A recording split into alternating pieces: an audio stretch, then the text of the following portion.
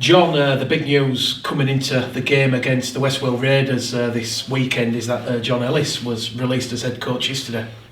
Yeah, I don't think it's really a surprise, is it, after hiding the cock last week against York. I think it was a shock to us all. It wasn't a shock, I think, that they lost the game, but I think the manner in which they lost the game obviously was a shock, and I think that's probably why John Ellis was released as coach. So, it's unfortunate for John, but one man's misfortune was another man's opportunity, and the new guy who comes in, I believe it's Phil Carlton. Yeah, he will. I know him from the Wales setup, and he really will seize the opportunity. I mean, just focusing just a little bit on Phil Carlton, John. I mean, he has taken temporary charge of the club. I mean, as you've just said, Phil's someone who really is committed to building and developing professional rugby league in Wales. He is, yes, and I know full well, because I know some of the West Wales lads personally, and they've got big raps on Phil, and I think it's a move that they'll be happy with, and I think obviously we're expecting a bit of a reaction from West Wales because of the change in coach, but also because of the manner in which they were defeated last week at York. So we know full well that they'll come out all guns blazing, attempting to put up a much better display than they did last week. I mean, it's fair to say West Wales, John, they're really doing it tough in 2018. 6 games, 6 defeats, 524 points conceded, an average of 87 points per game. I mean, they will be looking to restore pride at Odsal. No, they're bound to be, yeah, and I think that's a little distorted though, because you said 87 points on average, but that 144 makes, it's distorted it big style. So I think we have to keep things in perspective. That was a freak scoreline, York, so I'm certainly hoping that the fans don't come expecting something similar, because if we start chasing a scoreline, that's when errors creep in, and that's when your performance levels drop. What we are emphasising this week is the process that we need to go through in order for it to perform well, and should we perform well, I'm convinced that the points will then come. But to chase the points, that ain't the way to go about a game of rugby league. In terms of the squad that we're likely to see, John, have we got any injury updates on George Milton and Greg McNally? Yeah, George is still suffering a little with his chest injury, so he won't be risked.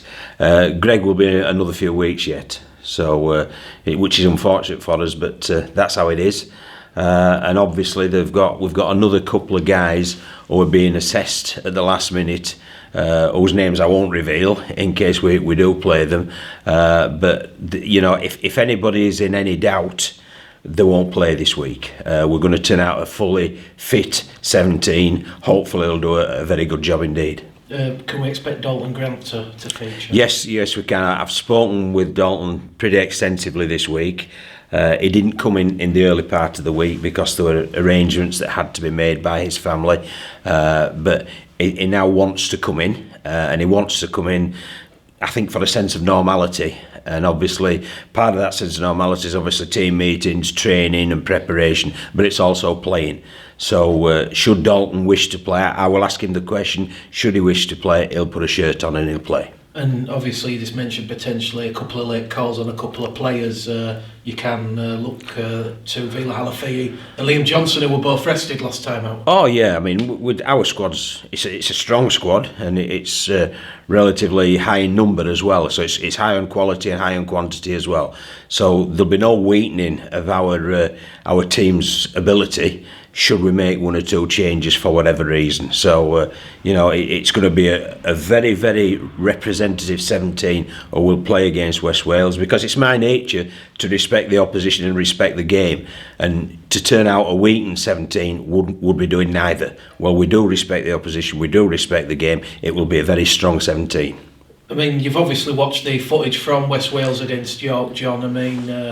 I mean, what were your thoughts on that when you were watching it back? Well, I've watched 4 games of West Wales now, but obviously the York one, I mean, it was distorted because it basically was a try fest. I mean, 25 tries. you don't get that many more sets, to tell you the truth. So it was a try fest, and York were very good. Let's make sure, let's not all be pointing the finger at West Wales. Let's also give York a pat on the back, because they were very clinical, the ball movement was very sharp, and they would have asked questions of anybody, believe you me. So they're a very good team of York, and unfortunately for West Wales, they were a good team playing at the top of the form. Do you think that the players will feel any pressure to score a lot of points following what York did last week, John, bearing in mind that, you know, the importance of points difference in the table at the moment? No, they won't. No, I'll take that pressure off them. Plan number one is to win the game. You worry about by how many once you've won the game. So that's the first thing. The first thing will be get your foot down on the accelerator from minute one. Let's have a strong start, which we have done in both recent games, and that's something we've been working on. And let's have a strong start, and then let's get the game won as soon as we possibly can. When we've won the game, that's when we'll worry about any other things like points difference, etc. I mean, we're here in the player interviews, John, about what you do to help the players. What do they do to help you? When we have team meetings, it's quite open, and they make suggestions, and the good suggestions. And they also feel if we haven't done enough work on a certain aspect of the game, one or two will come and tip me off about that as well. So we've got a really good relationship, because what they want is what I want. I want Bradford Bulls to be successful. They want Bradford Bulls to be successful, because it's in our vested interests. So it's very much a matter of cooperating and working together. 10 games in now, John, as head coach. How do you evaluate the season to date? Yeah, I'm pretty happy with it. Obviously, the Workington game was a blip, and it's hurt us, no doubt about that. But we've got to remember that hurt for every other game that we play, to possibly to attempt to make sure that nothing like that happens again. And just finally, John, a busy weekend. The under-19s are going to be the curtain raiser. We've got the reserves back in action. What's your message to some of those players that are going to be featuring in the reserve game on Saturday against Halifax, who might be itching to get that first team opportunity? Well, I think the best message and it won't come from me, they need to look at Liam Kirk. And Liam wasn't featuring the first team, played in the reserves against Wigan, was absolutely outstanding, and he's forced his way into the team. And that's why you have a reserve. And that will be my message. It won't be a message from me. All I'll say is have a look at Liam Kirk, and that's what you can get should you perform well in that game and train very well also.